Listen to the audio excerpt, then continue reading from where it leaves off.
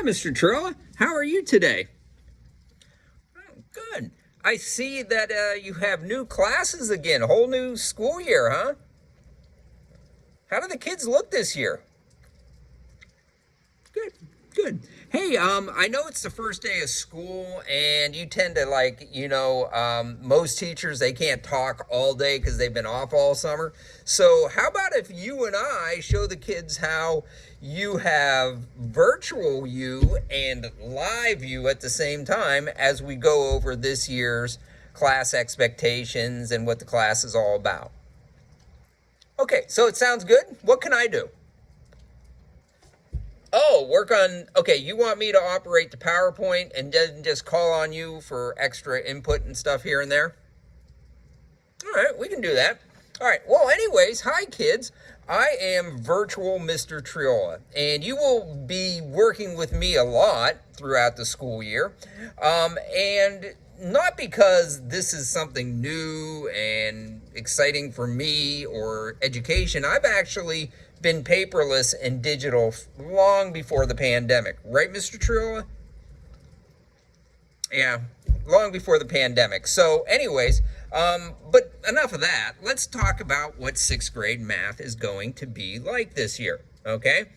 And so I'd like to say, welcome to sixth grade math. The fun we have depends on you, okay? Again, I like to keep things exciting and dynamic in math class so that it doesn't get boring. But we do have the curriculum that we have to follow and we have to get through work. But if my students are well behaved and if you're on task and getting your work done, then, I'm going to work really, really hard to provide you with some hands-on learning and activities that are beyond just workbooks and problem type math, okay? Mr. Triola, do you get paid the same if you work really hard and develop labs and hands-on learning activities as you would if you were to sit back in your desk and just kind of watch them learn? Do you get paid the same either way? Oh, so, it really is, you're doing this for them, not so much you then, huh? Oh, that makes sense. Okay, any of them have any questions?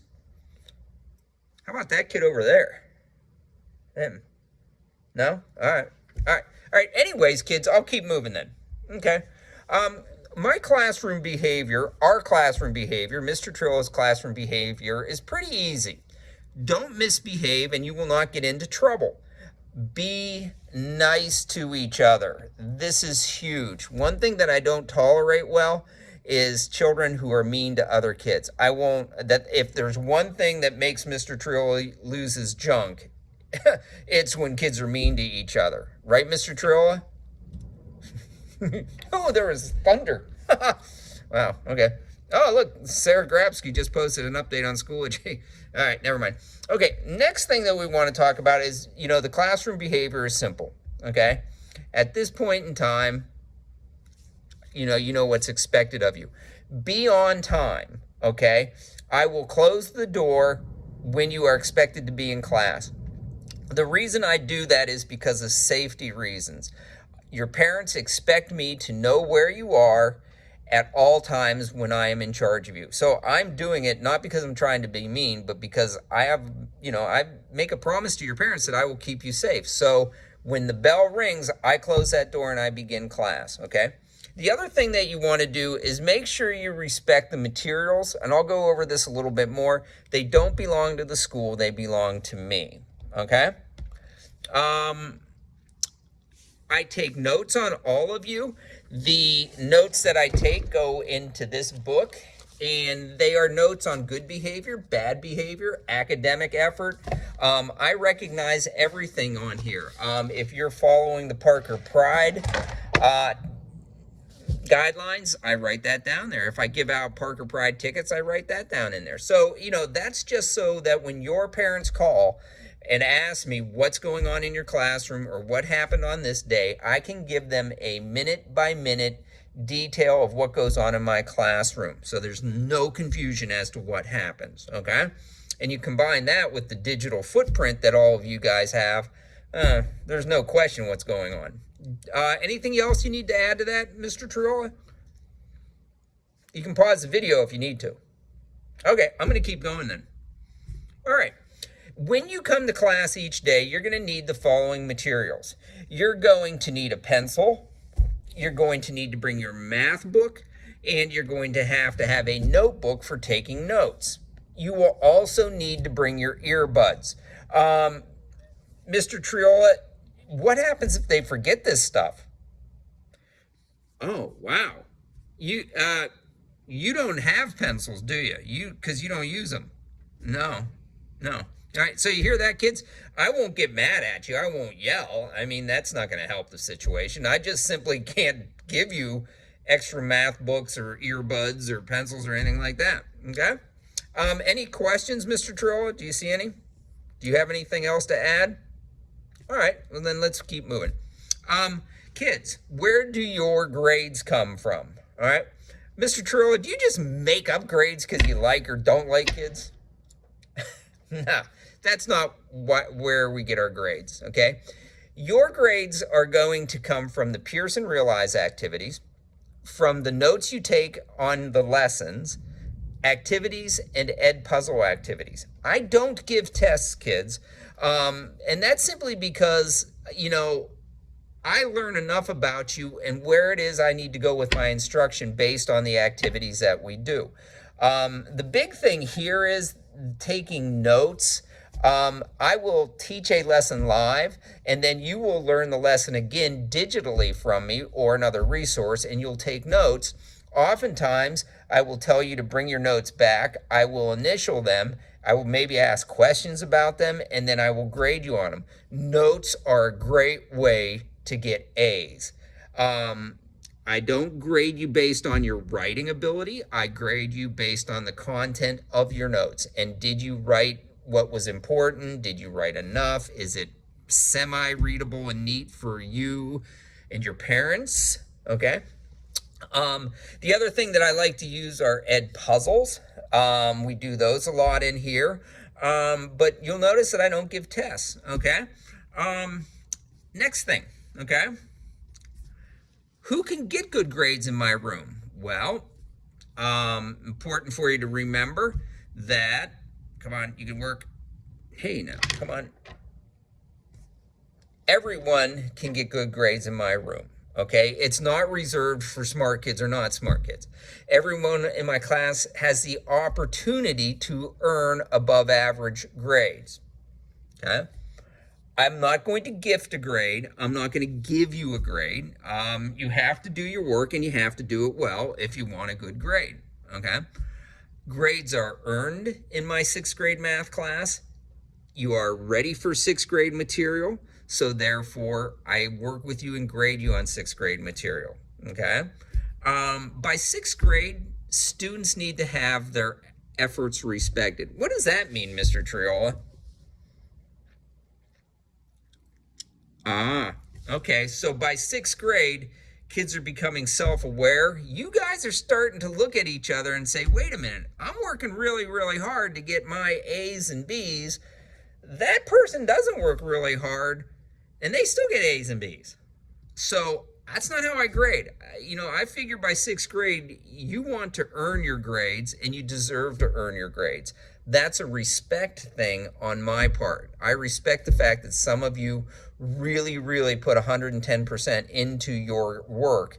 And so that's why, you get a good grade. No child is going to fail my class if they really, really try. Is that true, Mr. Triola? You see, it is true, kids. He told you live. Everyone in my class has the ability to earn above average grades. And you have to earn them. I don't just give you an above average grade. You earn it, okay? Any questions at this point? No? All right, I'll keep going then. Okay, what do grades look like? In other words, what do they represent?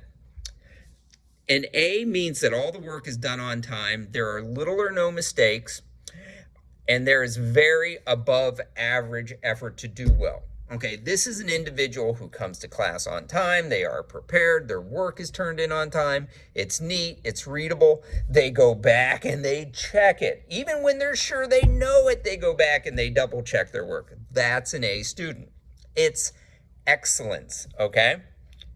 A B is above average. This means that the work is done, all the work is done on time. There are some mistakes, and the student is mostly focused most of the time. That A student is laser focused, and that B student is focused, but occasionally does one of those, okay? C student, C is average, okay? It is not failing, okay? It means that some work is missing. It arrives late on occasion, and there are mistakes. The student focus wanders, and the student misses class time. In other words, they tend to, the minute they have an assignment sent to them, they tend to get up and want to use the restroom. C students are generally, they're passing, but usually if a child drops down to a C, it's because they have missing work. D is below average. Work is missing, work has many errors on it, the work is turned in late, the student is absent, the student needs refocused on a continual basis. That's usually somebody who ends up with a D.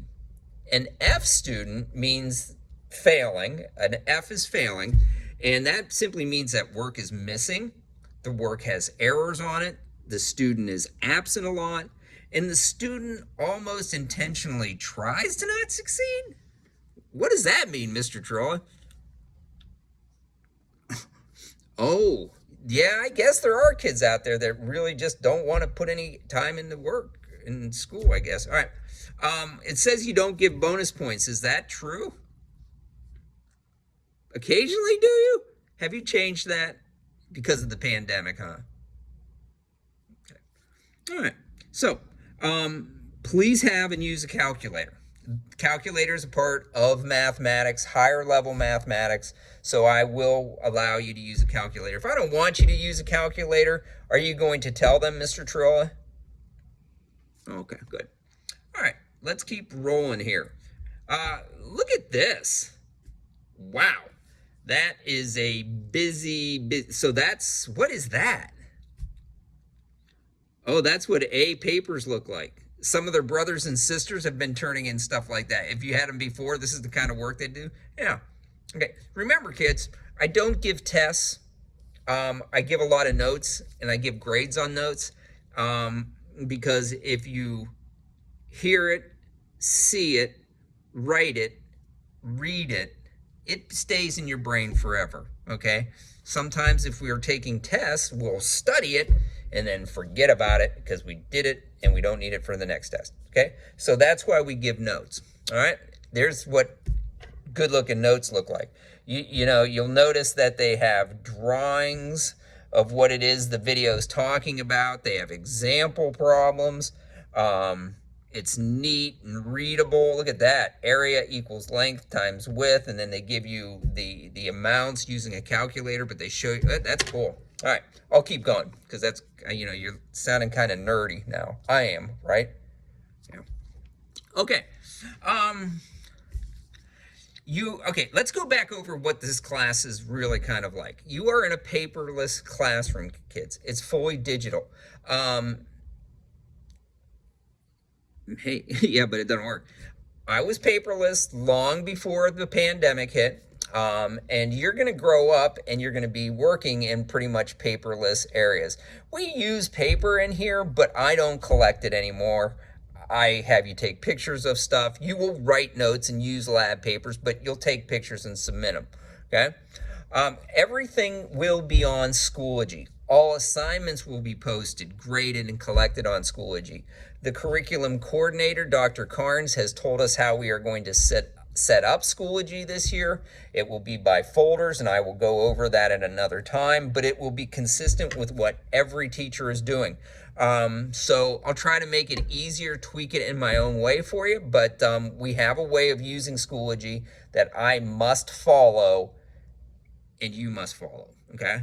All right, and the next thing, I assume, this is, You assume the internet doesn't exist. What does that mean, Mr. Triola?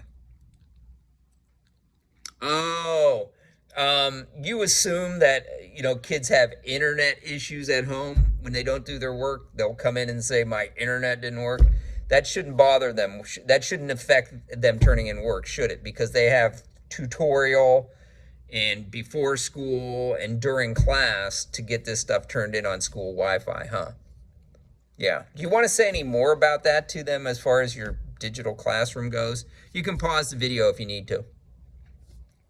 All right, so let's tell them about the typical work week, okay? Here's a little key for you, okay? Here's what the typical work week looks like, kids.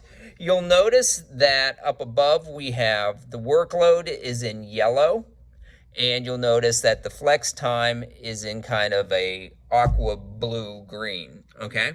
But, this is, so generally speaking, okay, on Monday, you're going to have a lot of work, okay? So on Monday, there's a lot of work assigned to us. On Tuesday, there's a lot of work assigned to us, okay? But you'll notice there is actually flex time worked in, okay? It may not seem like much because of the workload, but a lot of kids who work really, really hard and efficiently do find that they get all their work done in class on Monday and Tuesday, okay? Then by Wednesday, you'll notice that we have about half of a workload for the class block and half of flex time. So in other words, 40 minutes of work would be assigned, and then there'd be 40 minutes of flex time. By Thursday, I'm giving less work, and by Friday, sometimes I only give one simple assignment, one lecture, one set of notes, one ed puzzle, and then the rest of the time is flex time, and that would be used for enrichment, okay? A couple things to keep in mind, okay, that generally what you will be doing, okay, is you will basically, on most occasions, on Monday, you will get a daily Common Core, you'll have some notes to do, and you'll have a practice page. You might also get computation or vocabulary. You might get computation, vocabulary, both. So on Monday, you might get all of these assigned to you, okay? Which seems like a lot, which means that usually on Monday, there's homework, all right? It's dependent on you, but most kids use their time well and don't take it home. In other words, they can use tutorial time to get a lot of stuff done, okay? And then you'll notice that on Tuesday, what will usually happen is usually I'll have a daily Common Core and notes and practice on Tuesdays, okay? And then I might only give you an ed puzzle or a vocabulary, okay? So as the week goes on, I start decreasing the workload. Usually you're always going to get a Pearson assignment each day of the week, okay? Whether it's notes, practice, or daily Common Core. But it all depends. Again, this is a flex model designed so that if you have kids who are absent, okay, on Tuesday, and they can have some of that work done in Wednesday's flex time, okay? So if you were absent on Monday and Tuesday and you've got a whole lot of work to do from other classes, this work can carry over into there. I don't take points off for work that's late. I don't take points off for missing work. I do put a 0 in the book if your assignments don't make it in on time, but I can change that as soon as you get the work in. Okay, do you need to add anything else to that, Mr. Triola? Do they have any questions? You can pause the video if you need to. Okay. All right, the materials we use. I kind of hit on this a little bit. A couple things to keep in mind. They're not the school's material. So when you look around and you see the Connects like that, they don't belong to the school. They were purchased by me so that you could have hands-on learning opportunities, okay? I've been very, very lucky, very, very blessed that I can write books and publish and speak and travel, and I felt that it was appropriate for me to use that to bring back stuff and resources to the classroom. But anyways, keep in mind that if you disrespect the materials, what happens, Mr. Triola? They will not use them. You won't use them. I can take them home at any point. Have you ever done that, Mr. Triola? Yeah. Yeah, you did it with Classroom Jeopardy. It's not even set up right now, I don't think. But have you ever taken Connects home? No, but you've limited the use? Okay. Yeah. All right. Anyways, so there you go, kids. And one more piece of information, because this is about 20 minutes. Oh, back to the classroom behavior policy. I know that the guy standing there, you want to give him a wave? Yeah. Him, me, really wants you guys to have a good year, okay? And the fun that you have depends on you. So use Parker Pride, okay? Be positive, be respectful, show integrity, determination and empathy, all those wonderful things in Parker Pride. That's what we're talking about, okay? Because remember, I'm going to take notes on the whole entire class all the time for your parents and the administrators. All right. So anyways, Mr. Troll, why don't you add anything else you need to add, because I'm done talking up here, and I'm sure they're done listening to me up here. Okay. Have a good year, kids. It's going to be cool. It's going to be fun. Bye-bye.